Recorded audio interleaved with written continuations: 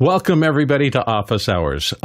As always, we are here to take care of your questions, and we're going to do that. Jason Bache is our reader this morning. Jason, what have we got? George Cadenas in Brownsleaf asks, what is the reliable and stable way to drive video walls for live shows and awards ceremonies and such? The most surefire way to not miss cues or trigger the wrong slide, and what software do you recommend? Currently, we use Propresenter advice, and this comes in through the QR code. Ronny Hofso is going to start us off this morning. Ronny? Yeah, it depends so much on all the different types of consoles that you're using to control this slideshow or whatever it would be. I can only talk about the ones we are using regularly, and that is, of course, Keynote for the smaller, less important ones, where all the presentations are getting delivered either by PowerPoint or Keynotes.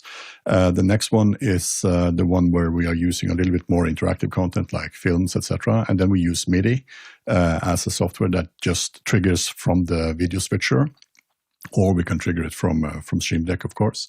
The next one up from that one takes a little bit more deep dive into the user interface and how to build up your show, and that is QLab. QLab delivers different types of versions. So you have the easiest one, which is just audio cues. The next one is with video cues, and it costs a little bit more, and then the most expensive one does light as well.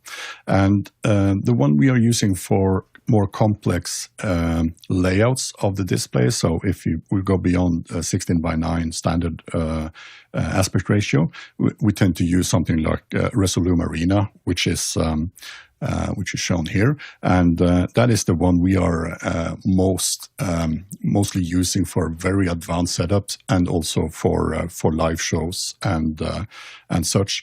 And of course, Resolume Arena is a very complex software to set up, use, and manage. So be aware. Guy Cochran. Yeah, a lot of what Ronny said. QLab. As far as hardware goes, there's different things like E2 Barcos, Spiders, Pixel Hue, Novastar.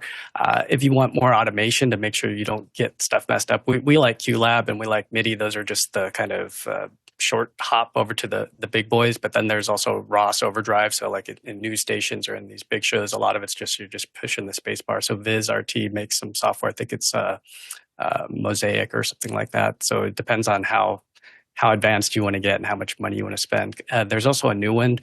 There's a nice video by Michael Lang that he put up on Cues. It's spelled C-U-E-S or C-U-E-Z. And this one is kind of a lighter weight, but meant for the cloud. And this will tie like even vMix, where you can ping pong to playlists and have it automate back and forth. So you can have, your next cue over here and just touch the space bar and it just shoots over there. And then you could even have it move a PTZ on that next cue. So you could say, go from the wide shot to the close up on the next shot, and it'll automatically do that in that run a show. So cues is something also worth taking a look at. Alex Lindsay. Yeah, for stepping up from Propresenter, not going into big hardware or anything else, and one step forward from there, we would typically look at QLab and Resolume. Next question. Andy Kokendorfer in Viera, Florida asks, AV2 codec announced. What makes this different and better? And he includes the link. Carl Asmussen is going to help us out this morning. Carl? So AV2 was kind of the white paper came out a couple of years ago, and essentially comes from stakeholders who use AV1 asking what they wanted the new spec, and that's what the white paper shows. And it looks like they're ready to launch it and have hardware made to that spec. Essentially, it's just more efficient. So it's kind of, in a way, the benefits you get from going from H.264 to H.265, very similar to AV1 to AV2. And that's, we want more efficient, we want lower data rate. AV2 will give you more ability to have very compressed for, like, let's say, phone delivery, right up to very high quality, like for 4K, set-top box kind of delivery. So AV2 is going to be a little bit better than that, than what AV1 was capable of. So essentially, it's just an upgraded version, more efficient bit rates, and a wider capability to go to different devices. So it's just an upgrade, which is good. Alex Lindsay. Shows you how long it takes to have a standard become a standard. AV1, I couldn't believe when I saw that AV1's turning 10 I remember when I have little AV1 stickers that they handed out at NAB when they were first talking about it. So it does take some time to get here. AV2 also looks like it adds a lot of interactive elements. So multi-screen, a lot of other things that are there. So you can kind of see where the interactive partners are kind of pushing it for, well, we're not just streaming. We want to do all these other things, and we want it all packaged into the codec. So I think that's going to be really interesting as we see that continue to evolve. I think AV2 has the opportunity to kind of leave H.265 behind because it's getting many of the same compression rates, actually potentially even better compression rates, but it also adds a whole bunch of other tools that H.265 doesn't necessarily hold. Next question. David Brady in New York. Jenny Kukui in Chicago, Illinois asks, with all the attention on Discord today for reasons, are you finding more people refusing to join a community on Discord or leaving your Discords now? We are looking to shutter ours for local video creators and move to something else because users are asking. Yeah, a lot of discussion of Discord this morning. Alex, you want to dive in on this? There's nowhere else to go. Here's the hard. There's not anything else that's particularly good. It is we did a lot of research when we built the Discord community for office hours. I haven't seen anything new come out that does this. We were probably a little ahead of the game. I think we built our Discord server 5 years ago, but I jump on other things. I'm on a bunch of other pieces. It is so embedded at this point. I think it would be hard. I think that I'm assuming the attention you're talking about today was related to Nepal, where a lot of organization stuff was organized based on that. But I think that was if that was the case, I think it actually shows more about why you want Discord as opposed to not have Discord. I don't know of any other platform right now that really provides the tools that Discord has. That's the decision that we made 5 years ago, and I haven't seen anything change. So, and when you look at the standardization of this, there are so many music. It's not just the gaming platform at this point. I mean, it's cute. When mainstream media says a gaming platform and they say Discord, you realize how out of touch they are. They are completely, it's just like someone has no idea what they're talking about at that point, because Discord now there's so many, everything from, the elderly to knitting to concerts and bands to everything else has all become part of the Discord communities. I think Discord could be disrupted if someone built something that was a little bit more straightforward. There's a lot of things that come from gaming that make it there's a lot of weird things that you have to kind of go through to do it, to manage it. But I don't see anything else. I'm not saying that Discord's perfect. I'm just saying I haven't seen anybody else provide something that is significantly better. You go to Facebook. I joined a Facebook group for the first time in 5 years, and wow, that's trash. When you're used to, the group is great and there's lots of great comments, but holy smokes is Facebook groups just compared to what you're used to in Discord. I have on 30 Discord servers. Compared to Discord, you just go in there and you're like, what are people doing here? Why would you do this? And so that's kind of, I don't think I could. I go in and check in on Facebook, on these Facebook groups, because I don't go to Facebook that often, but I check in on them, but I wouldn't stay there. I think that I think that that's the problem, is there's nowhere else to go if you want to build a community right now. Yeah, I have to agree. I'm probably on as many Discord servers as anything else, and I've got to say that the communities there remind me of the early users groups environment in terms of they're all over the place. They're fabulous. It has a lot of tools. We do live cold reads for the people in the audiobook communities on Discord, and they all there are problems. You run into things that don't work particularly well, but boy, they don't know how to stream. Like Discord doesn't know anything about audio and video. They don't know, but the people who are running it manage to make it work. We have done one particular group where people just hop in from all over the world and do live cold reads, and they work. Now, audio is not perfect, and I wouldn't substitute it for anything, but the community formed, and it's doing well. Yeah, what I think is interesting is it reminds me the most of AOL, the old AOL communities that were in the 90s that a lot of us were part of. It's very similar to that, except with a lot more tools. Yeah.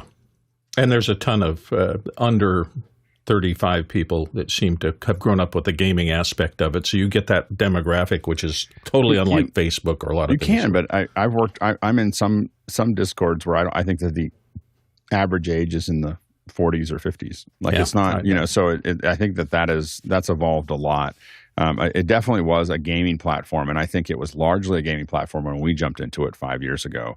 But at this point, I think that it has widened dramatically just because there's no other particularly good solution that other than this one. Let's go on to our next question. David Brady in New York asks, in your view, what is the single biggest bottleneck that stands between where most studios and creators are today and the full realization of MovieLabs' 2030 vision? Carl Asmussen is going to start us off here. Carl? So the MovieLabs 2030 vision is interesting. It's actually kind of aspirational guidelines for what could be done to make things more efficient. A good example of this is kind of done in DaVinci Resolve right now.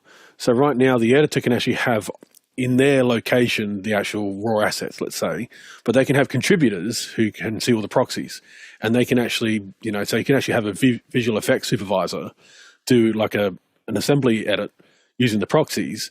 They don't need to download the full assets. Now, the problem is the white paper that this describes, which has been out for about 5 years now, does describe like they want to have a cohesive one that works around everything. Like DaVinci Resolve have their own in their cloud, and there's other versions. So the problem is that you're not going to have you're going to have a lot of proprietary systems because they want to get their money back on their investment. They're not going to make it open because they're not going to be able to get their money back in that way. Another thing that's actually part of this spec is actually not actually rendering the final creative entity, which let's call it a film, until it hits the consumer's device. So essentially, if you're watching a movie on your phone, it's going to send you all the ingredients for the movie, the sound, the vision, even the edits. So even like a transition, like a dissolve, it will do that in your phone. So it's going to be real-time rendering.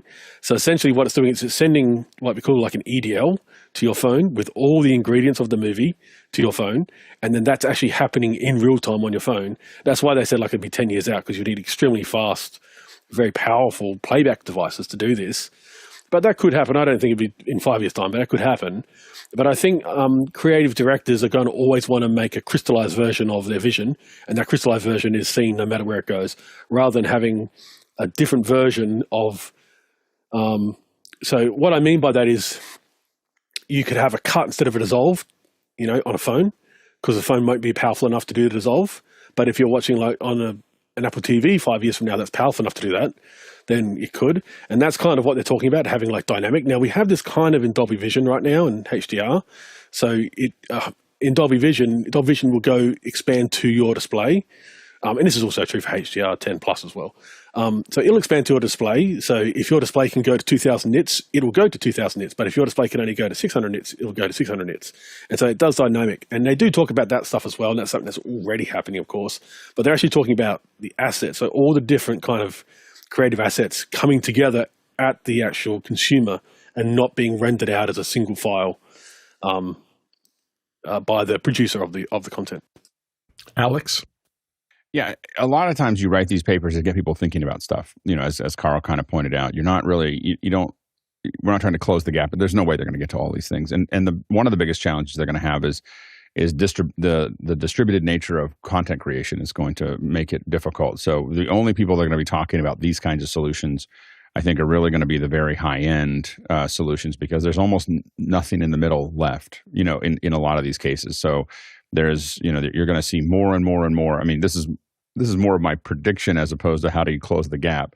As you're going to see more and more and more user-generated content that gets better and better and better. So you're already seeing the ecosystem now. It's got it. What's changed now over the last, I would say, 3 to 4 years. So while we've been doing this, coming out of COVID, is that the ecosystem of user-generated content is now generating its own weather system. So it has its own thing that's going on. There's all these tools that are being built for users. They're not trying to figure out, how do I sell you a $35,000 or $50,000 or $100,000 item. They are all sub $5,000, where if you're making a little bit of money or you have aspirations to make money with it, you can do it. You have now an iPhone that can take time code. Well, we will in 3 or 4 days. 2 days, right? Alex. 2 days. 2 days. So the thing is that you can see the focus that Apple and Blackmagic have. You can see the focus that Sony has had for a long time in that area. DJI, lots of these other companies, and as they build all these tools, you're going to see the quality of the content continue to expand inside of the user-generated content. That YouTube is really the primary benefactor of that process. And then you have the really high end. You have, Apple is kind of playing a game that most of the other streamers can't play. So if you look at the long-term trajectory of what Apple's doing, they're paying more money for everything. They're hiring the best crews. They're not constraining them by, dramatically by cost. You talk to anybody who's been on an Apple crew, and they're like, it's a luxury. Like we say, hey, we need this, and someone goes and gets it. It's not like we don't have to argue with the producer about how much this, this is going to be another 35 cents. And they said every other production you do, there's these back and forths with the producers, and there's people yelling at people, and there's people frustrated. And why that's important is because what it does is it draws in the big filmmakers over time. So at first, and now that Apple was successful with F1, they were successful with other things that are kind of going out to film. You're going to see as filmmakers touch Apple products, they go, Apple productions, they go, oh, I want more of that, where I can just be a creative. If you get through the process, and Apple doesn't approve a lot of things, but if they do, you get to have all of this stuff, and you get to have all this technology, and Apple's going to give you, Apple owns this whole pipeline, not just the content, but they're going to do immersive, and they're going to do, they have all these other activations and everything else that you get to it. So you're going to see these two things where user generated is pulling a huge market this way, and Apple is making it really hard to play over here, and that becomes very hard in the middle. And so you have this situation where if you're spending more than $1,000 a minute, and less than $250,000 a minute, it gets hard. And so I think that's going to be that's going to be a really interesting thing for us to watch more than this. But the problem with this is that who are the broadcasters in 10 years? Like, who are we actually watching on any kind of traditional cable or TV? I don't know who that is. I don't know who survives. If you watch the Emmys, that was reflected. Guy Cochran. I watched Nate's Open for the Emmys because it was cut separately and put on YouTube. That's cheating. That was the only thing. That's the only part of the Emmys I saw. I was like, my wife was like, "Do you want to skip through and look for the Nate segments?" I was like, "Someone's going to give me a Nate highlight on YouTube somewhere in the future. I don't need to watch the awards themselves. I just want to watch Nate." So I'm just going to note the number of Apple productions that ended up in the winners list at the end of the show. Yeah. If you're referring to that, absolutely. When you spend a ton of money and you hire all the right people and then you give them the resources, it turns out you get awards. Yeah, Guy, you wanted to weigh in. Yeah, Carl, I'm not sure when this was written, if it was written more than 5 years ago, because that changes things. I threw this into Notebook LLM, and I was starting to go down the workflow path because, I'm deep into cloud, and I know what can be done, and listen to Michael Cioni and talking about, camera to cloud and shooting straight up. But if I was to answer the question that David asked, which is what's the biggest bottleneck, what is not in here is the fact that there's going to be Sora and VO and all these types of AI-generated actors. So if it's story, how do we get that story told using AI actors? So I was thinking, okay, we need big LED volumes, and we're just going to go shoot on location and then drop the actors into a studio that's just immersive, an AR set. But then I started thinking, man, I think in 5 years we're really going to start to see some movies using AI. So it'll be the horsepower and the algorithms to write this stuff to make that actor do what you want in the fine nuances that you want. So it's going to be a whole different game. I think this MovieLabs needs rewriting and rethought if it was written 5 years ago, because AI just threw a wrench into the whole thing. Next question. Norm Claire in Waterloo, Ontario, Canada asks, we are considering using DJI Osmo Pocket 3 with our Teradek Bond Encoders for remote sports and contribution. Any recommendations for UVC to HDMI, SDI converters that run DC USB power? We're going right back to Guy Cochran. Guy? This took a little finagling, and now it looks like a big mess. But, you have your And we actually did this for this Tesla event. So Noah Sargent has that same camera, and we ran into that same problem. So we had to get one of these little UVC to HDMI adapters, which there's one like this called the OBSBot. So basically, what you're asking is, how do we get the thing powered? So I like these little Edge. This is a Core Micro, which has the USB. But the more that I look at what you're trying to do, I just step back and go, how do we do it in the bigger leagues? And that would be with the Ronin, because now we've got better stability. We're not Mickey Mousing with all this this cable mess. Because as I built this for the question, I'm like, this is a lot of little things that can go wrong. Whereas if you're doing sports and you're out there in the heat, the dust, and all that, you want stuff that just works. So I would hire somebody that has a Ronin 4D with the what do you call that thing that goes over the top, and have an operator run that, because we do this Easy rig. Easy rig. So we do this all the time with that rig, and it's just wonderful versus what we built for the Tesla thing. Sure, it was cute, but it just, I guess, depends on what level you're at. But if you want to know the answer, I have both of them. There's actually two of them. So there's the OBSBot Tiny, and then the other one's called the Tahoe. And it's a UVC to HDMI adapter, and then you could power them even with those little, laptop style portable phone charger USB banks. But again, it's just sketchy to have that stuff run out of power in the middle of a shot. So just be aware. Ronny Hofsoy. Yeah, I've used original DJI Osmo for something similar in a bicycle race, and of course it worked, and everything was hunky dory.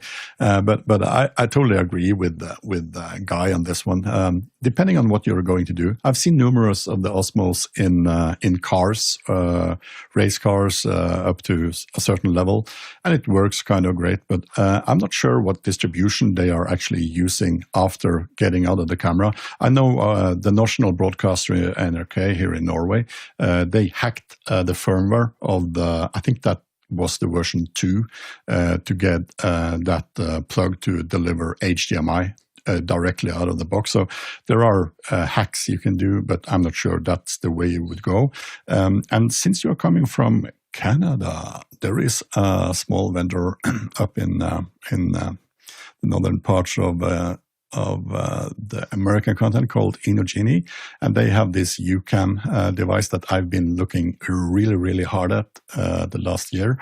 It has a lot of kind of professional functionality. I've never used it. I've just read about it and looked at the reviews. And what seems to me as a really cool feature is that I can remote into that and do stuff through the Ethernet interface. And of course, it has external power and a little bit full-size plugs, etc. So it's kind of professional HDMI 4K coming out of this. And it has 2 USB inputs, and it also has a UVC bypass, so you can have something actually consuming. But that is limited to 720, I think, on the output locally where the camera is. Another way to do this. I'm sorry, Ronny. Go ahead.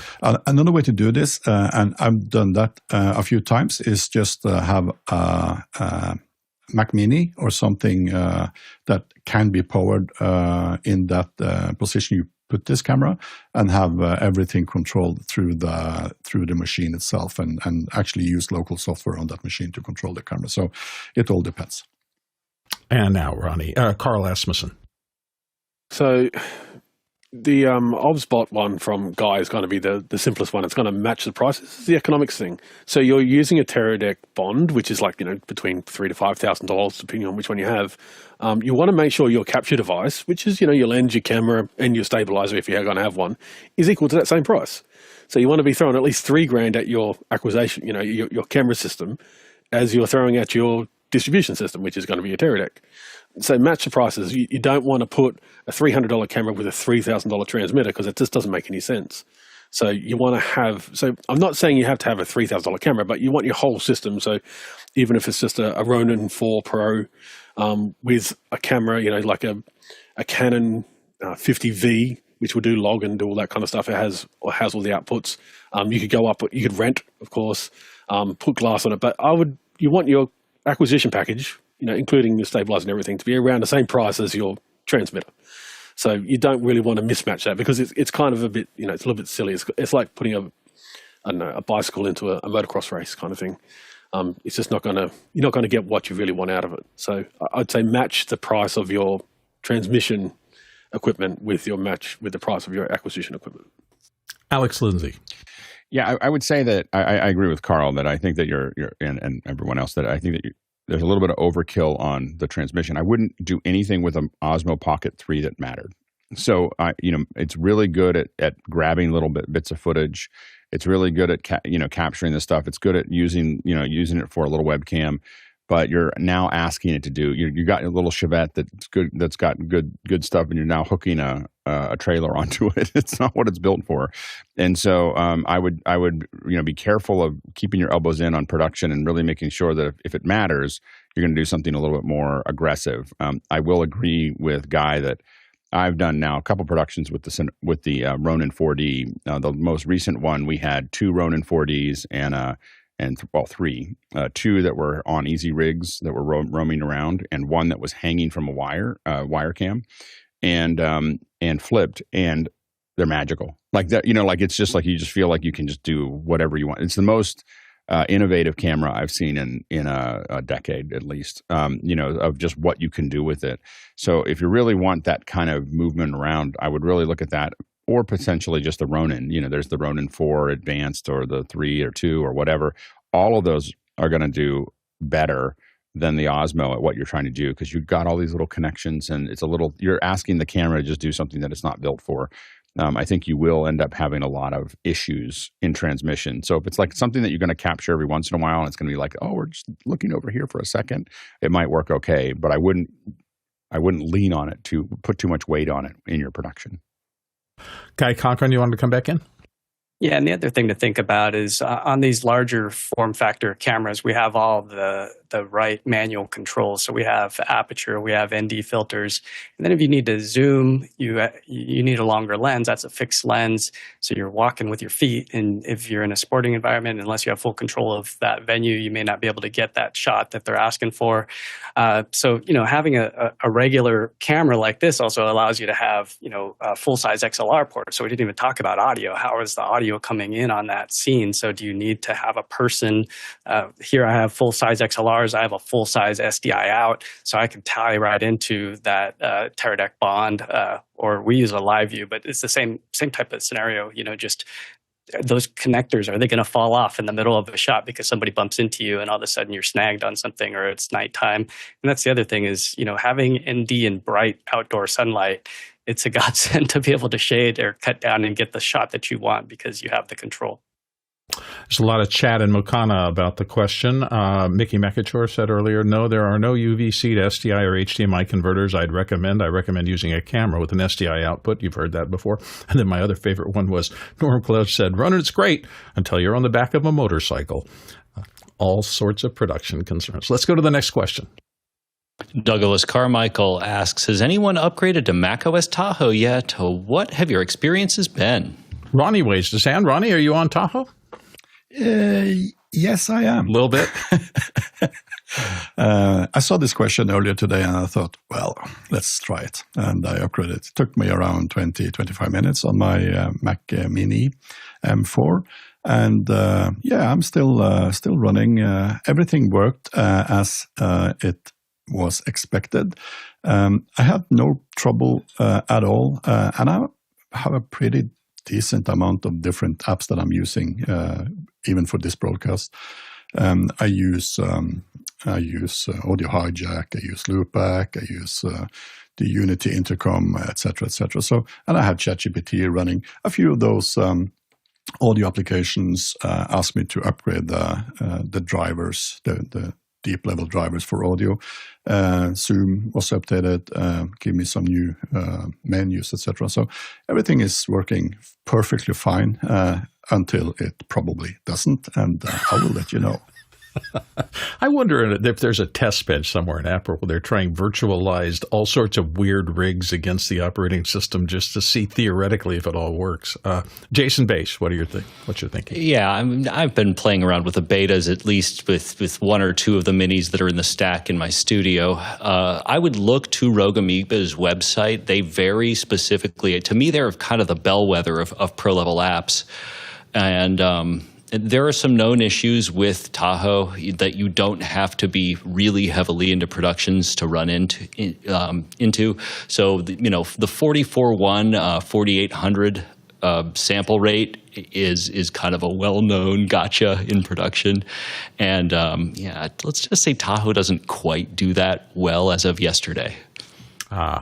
We've always advised if you're in the middle of a important production, it's not the time to upgrade. If you've got something stable, stick with what's stable, and then listen to the little twittering birds and everybody else out there about what's the real problems are. Sometimes they're real problems, sometimes they're not. But be cautious.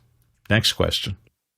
Our own JJ McKenna in Scabo, California writes, Ronny, thank you for the coverage at IBC. Did the new carbon fiber monopod from Small Rig look stable enough to not need a second operator to keep steady in a windy environment? And I just wanted to say also, Ronny, thank you so much for coming into office hours and after hours specifically while you were at IBC and giving us a look onto the show floor. It was fabulous. But what do you think about this question?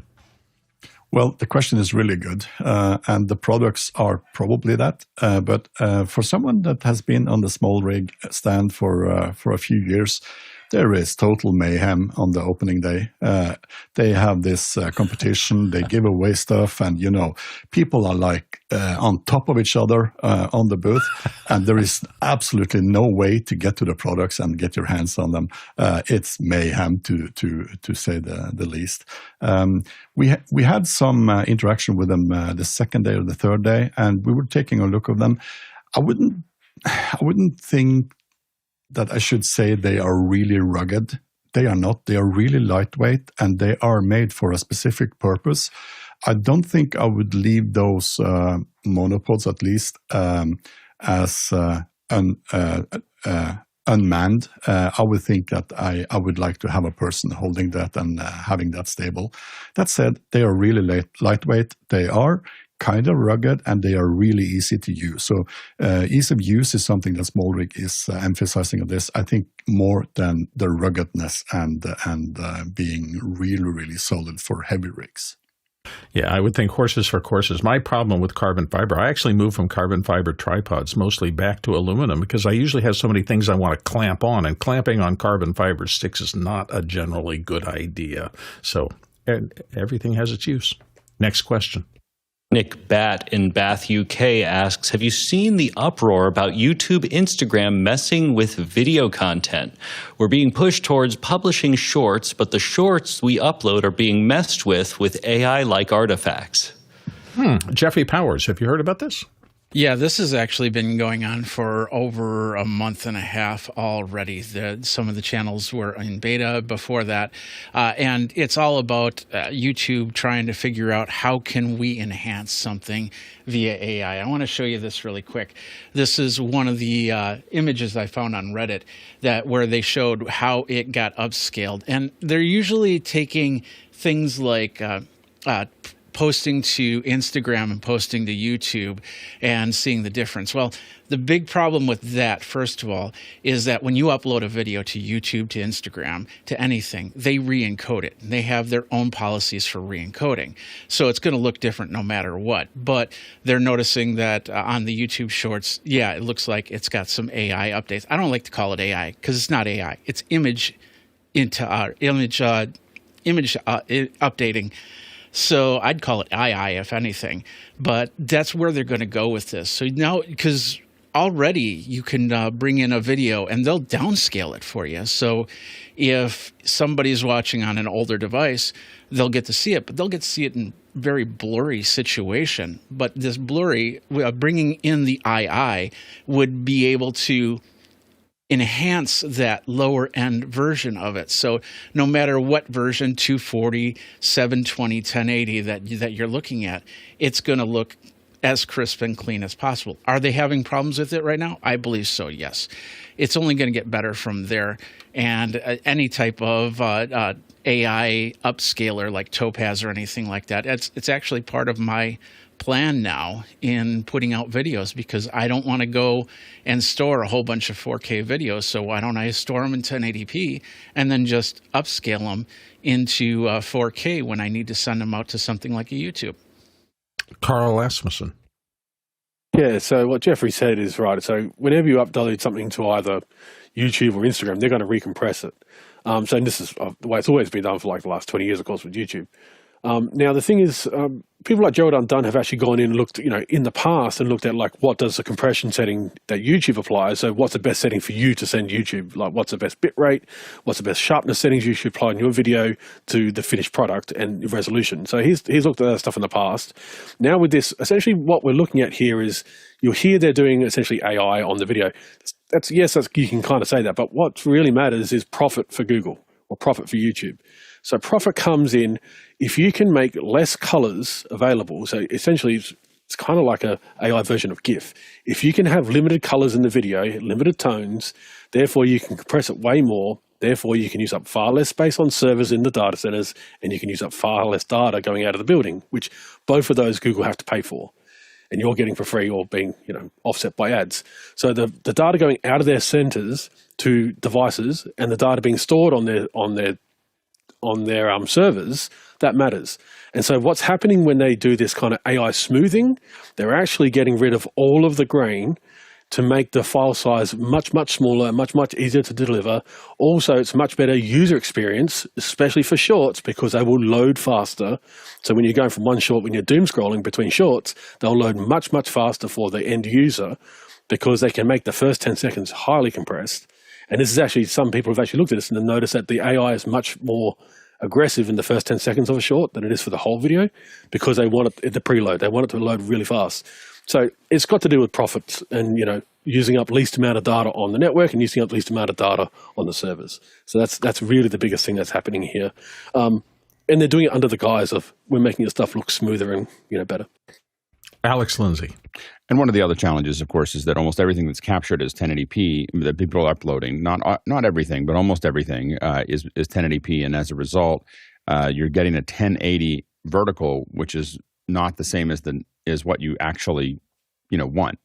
So you want to have a higher resolution because you really want the 1920 vertical that's available, so that when you put it on a big TV, it looks good. And so that's one of the challenges that you have with the current delivery of this content.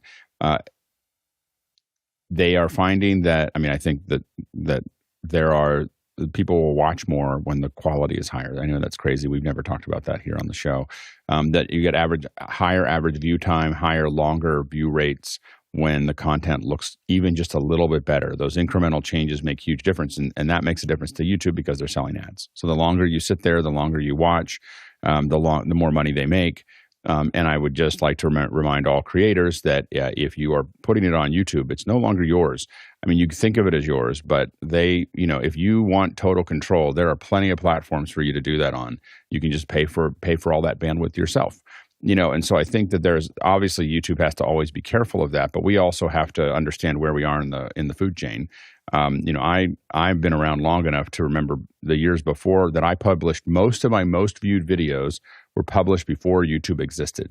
Millions of views on some of those. Unfortunately, I had great partners at Cashfly and at other places that shouldered the pain that would have been. It would have literally put my company out of business if I had to pay for the bandwidth on those uploads. So I think that you have to be careful of. We have to understand that this is a business for them, and what they're trying to do is make sure that the user experience is higher, so people stay around longer, so they can sell more ads. And again, you can have total control if you post it on your own platform.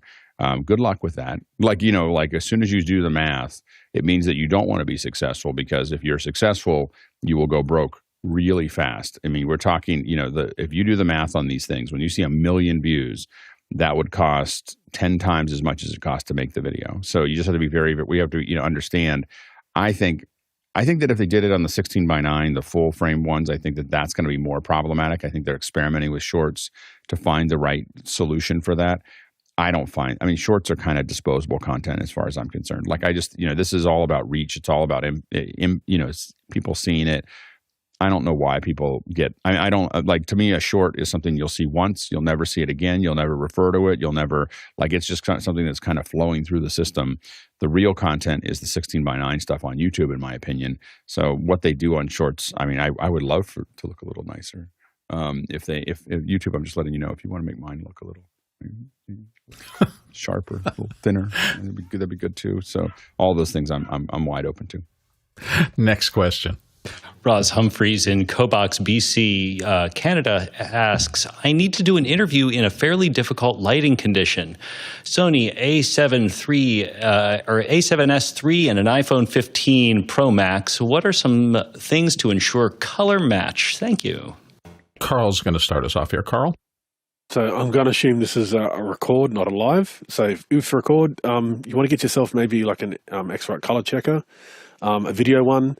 And you want to essentially put that color checker where your talent's going to be, and you're going to want to make sure the lighting situation doesn't change between when you're going to check and when you're going to actually shoot, and then get the cameras to be the same distance. Obviously the iPhone, make sure you use the same lens you're going to use the iPhone on, so don't go switch into telephoto if you're going to use the wide or the ultra wide, and then to shoot the two in log. So because the 15 can do ProRes, I believe it can do ProRes log for the 15 Pro Max, and obviously can do S-Log, of course, in the Sony. So shoot them both in log, and then use DaVinci Resolve, because DaVinci Resolve does the automatic one. So the automatic one, we get them both pretty close. So I'd say they get them 95% of the way getting close. And actually, most people wouldn't be able to tell the difference using the automatic, because it has the color checker automatic feature in DaVinci Resolve. And then you can tweak it to your own liking, but you need to tweak it with a calibrated monitor. This is where using the automated one in DaVinci Resolve gets you that 95% close. It doesn't matter if you have a calibrated monitor or not, they're going to be 95%. And if you're in log, you're going to get even better color fidelity than you would if you're shooting like 709 on both the cameras. Alex Lindsay. Yeah, with the iPhone 15, you'll want to, I agree with everything Carl said. The shoot log, if you can with the Sony, take the HDMI out. That's a higher quality signal, and have a separate recorder recording ProRes. So you want to record log to ProRes, as opposed to the internal recording in the Sonys is lower quality than ProRes, and so that'll give you more bit depth to work with later. Same with iPhone, of course, you're going to record with the ProRes. It's funny that the iPhone actually records a higher quality video file than the Sony does, but it will do ProRes. You want to do at least HQ. I would recommend with the iPhone to record to an external drive. It really takes a long time to take those files off the iPhone, so it's really worth putting an external drive on it and have it record from there. Right now, I think the standard for recording is the Blackmagic camera on the iPhone, so it's going to give you the full control that you need to try to get as close to the Sony. I definitely agree with Carl. I think even a Passport would work. The video X-Rite, or I think it's Calibrate now, but the video is great. The Passport would probably get you most of the way there as well. As far as matching them goes, to get the color to be exactly what you want, you do need a calibrated monitor. To get them to match each other, you just have to look at them, and and see how they go. But again, there's a lot of things you can do there. But shooting in log, shooting at the highest bit depth that you can afford, and then making sure that you have some kind of reference are the keys. So good luck, Ronny. Oh, this is a really, really difficult one. I've done that. The problem is that if you are in a really bad lit scene where the A7S III will shine and will make the person you're interviewing look really, really nice because of the extreme sensitivity these camera sensors have, it will compete a lot with the chip or the image sensor that is inside the iPhone. So what I would do is, of course, use the iPhone as the bigger picture, using step it down as much as possible, and have that kind of the go-to when you have nothing to show on the Sony. There will be differences, and you might have to do some noise reduction as well on the Sony afterwards, but that is expected as long as your client agree to that, or you at least are aware of the big differences in sensor sensitivity. Jeffrey Powers. I'm not sure why you wouldn't want to bring extra lights to this thing, and maybe there's a good reason or anything like that, but I'm going to add environment to the thing. Like, for instance, this background right here, if you can kill out something like that, you're taking out a lot of color. So, and when it comes to one-on-one interviews, two skin tones are completely different. So you can kind of get close and kind of fake that. But when it comes to background environments, if it's an all red color, maybe you have a pattern or something like that, that gets a tougher. So if you can put up like curtains or anything like that, neutral colors, that will help in focusing on the person rather than the whole scene. If you need the whole scene, if this is like a temple or something like that where you're trying to show the ambiance inside of the area, that gets a little bit tougher. Then it becomes a game of inches. So if you're using, let's say you're using a fixed light as the lighting situation, if you move the interview over like an inch, how's that going to make a difference? If you're going to move it over a foot, how's that going to make a difference? And just play with those ideas and get a few shots going in there. And then maybe you won't need to put extra lighting on it. And maybe you'll get a better shot simply by turning or moving something over a little bit. Next question. Alexander Carr in St. Paul, Minnesota asks, Alex, Lindsay, what gear are you currently using on your iPhone cage rig, and what changes do you anticipate making with the new iPhone 17 Pro? Alex. I don't have to change anything with the base rig. What I'm using right now is this. This is the small rig universal cage. I first got cages that fit the phone. The problem I had was I kept on changing phones and kept on updating. Now I have a thing. And the other issue is rigging stuff to it was actually harder because I had wiring and things like that, and it being right up the cage being right up against it. Also, I didn't want to walk around with the cage on the phone, and that meant that I constantly am taking my case on and off, and it just didn't work for me. So I moved to the universal cage. I don't think I'm going to move away from this universal cage. I am working with a friend to design a very, very specific cage for the 17. So we will hopefully give you all behind the scenes. There's a machine shop that's nearby that we're building something that's pretty cool. so anyway, for the 17, that's very specific. We'll show more when we get it closer to the surface. But it actually is a rig for more than one iPhone 17. So anyway, so we're working on that. So that's probably what will change for me. I'm going to probably as my main rig probably stick with the universal rig from Small Rig. It's worked well for me. Next question. Craig Kadoki in Toronto, Canada asks, Alex L., would you use the new Blackmagic iPhone dock to sync ambisonic audio from the Voyage USB mic to the immersive camera? Alex, are you still counting down the hours to delivery? No, I have both. So I have, you don't need to. There's a headset out of there. There's a headphone out of the Voyage itself.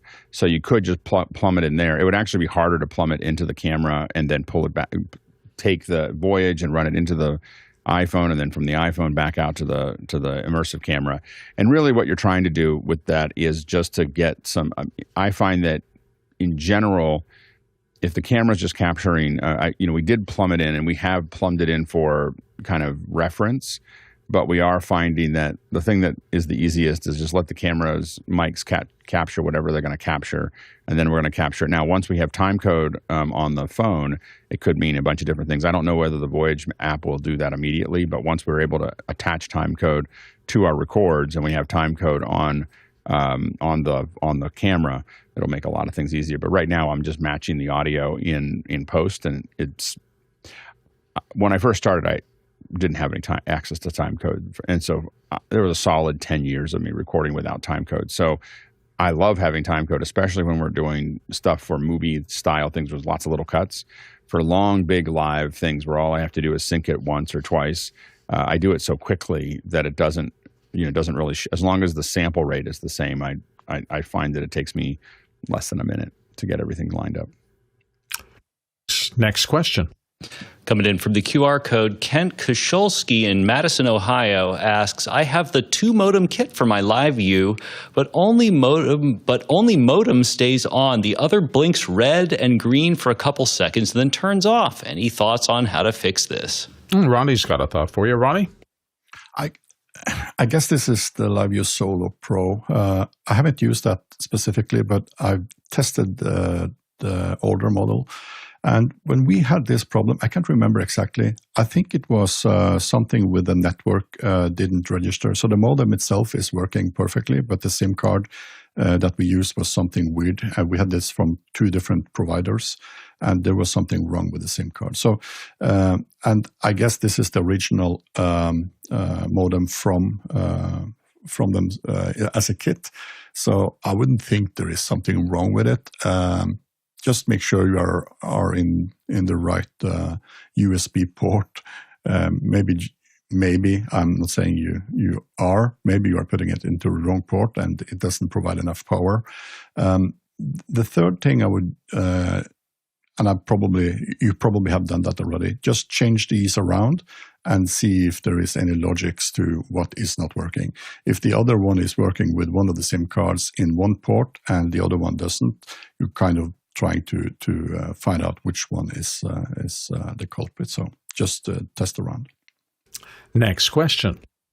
Alexis McAdams in ECMO asks, we are tired of overpriced shops, shady websites, and confusing subscription models. It's all overwhelming and confusing. How do you do it? Where do we go to find the best deals on blank? Jeffrey Powers, what do you think? I think this is a very broad question here, and the answer is there's no good answer except to find community, a community like Office Hours and a place like After Hours where you can go in and say, hey, I'm looking to do this. Where can I find the best deals on that? And people, I scour the interwebs all the time to try and find where is the best deal on certain things. So there's a lot of people doing that as well. You'll get some keys and clues because one product might be on Amazon, but another product might be on B&H, and exclusive on B&H or Amazon. And then, of course, when you come to subscriptions, everybody has got their pros and cons on how they've used their subscriptions and how that's worked for them. So just come to the communities, whether it be Office Hours, After Hours, or Reddit, or anything like that, and ask the questions. Carl Asmussen. So I'm a big fan of ecosystems. Now, this isn't always the cheapest way to go, but it is the best way for interoperability of be it hardware or software. So a good example of this would be Blackmagic. So the Blackmagic ecosystem is pretty good. We're about to launch into the next 12 months into Blackmagic's cloud solutions for a lot of stuff. So ecosystems is one of the best ones to get the best bang for your buck and longevity. And you can you don't have to get it all from one supplier. So 2110 is a good example here. So if you're going to do live, then you may want to base on 2110, which there is multiple manufacturers, but staying in that ecosystem. So my advice would be to find an ecosystem that matches what you want to do, and then do more homework on that ecosystem as far as what products suit your needs in that ecosystem. But do find an ecosystem to work within first. Alex Lindsay. I think in some ways the chaos has really benefited the large movers here, where I find myself experimenting a lot less in going to small sites to buy anything.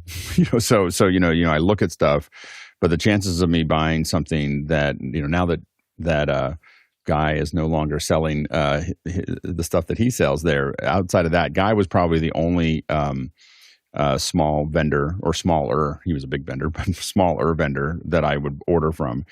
Pretty much everything else is all B&H, Sweetwater, Amazon. Those are the big three for me. That's probably, other than like buying something directly from Apple, that's probably 90% of what I buy is from those three groups. So anyway, so that's the challenge is that trust is a really hard thing to manage, and the smaller vendors, it's really, I don't even want to give my credit card to anybody new anymore. So I just go into, if they don't have an Amazon, order process where I can just use my Amazon account, the chances of me moving past that are pretty low. A lot of us understand your pain, Alexis. It's been a hard process. Once upon a time, we had a local dealer. You got to know them. They got to know you. If you did enough work, you became important to them, and they would not give you bad advice because they could potentially lose you as a customer. That was usually local around you, and you got to see the human in the face. And now everything has changed so much that it is difficult. I'm going to reflect what people have said. Find users groups of regular users and people that you become to trust. We hope here on Office Hours that we have become trustworthy to you. There's a lot of experience here and people at different levels, which means that if you're a pro user, your needs are very different than if you're starting out. My first lighting kit was a Smith Victor, and I think it fell apart after about a year, but it was a good lesson for me to learn. And I started buying better after that.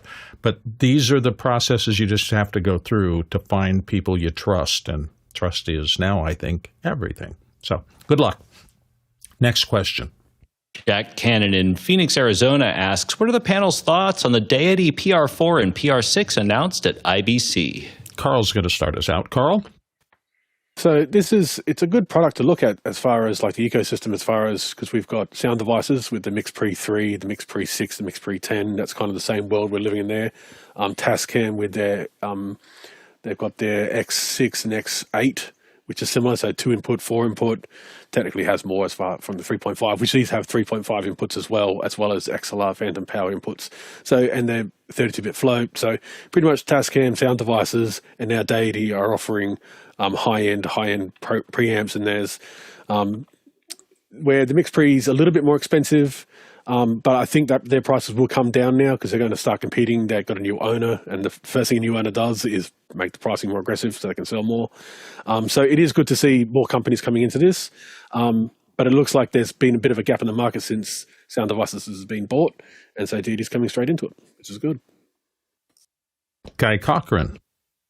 Yeah, lots of discussion about this on the Pro Sound forum. So a lot of people initially will think, well, why wouldn't I just buy sound devices, or why wouldn't I just buy a Zoom at that point? It's got trusted hardware and software and ecosystems and all the licenses and all that. But what people aren't paying attention to is that little input line that says it's not just XLR, 48 volt standard analog, it's AES-3, AES-42. So the speculation now is they're going to come out with a receiver that's AES, and now you're going to have a pure digital input. So now if we can have multiple tracks digitally, we're skipping that analog section. So who cares what the preamps sound like, because I'm bringing in native digital. So this thing will probably land under $1,000 and take away some of those sales. Or it's a great backup recorder. But yeah, I'm anxious to hear now what their wireless sounds like if they come out with something that's going to compete with the likes of Wizzy or Sound Devices or any of the other big players.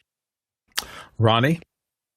Yeah, we took a look at that in Amsterdam at IBC, and what I was thinking is that this is another product from Deity that are kind of into their own system. So you have to be a part of that ecosystem already, or else it would not provide as much functions as we might like it to. So, and it was our time there. It was locked in the glass mounter. We couldn't even touch it. So I've seen other ones touch it, but we couldn't.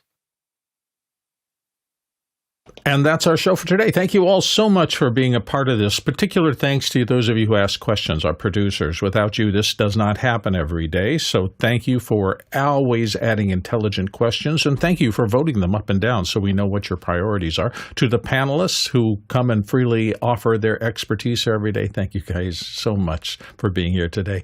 And to our amazing back-end crew, the crew who literally wakes up every day with us, and we see when we come in and join the panel, and their smiling faces are part of the reason it's so easy to get up early in the morning and join this. So thank you so much to our back-end crew.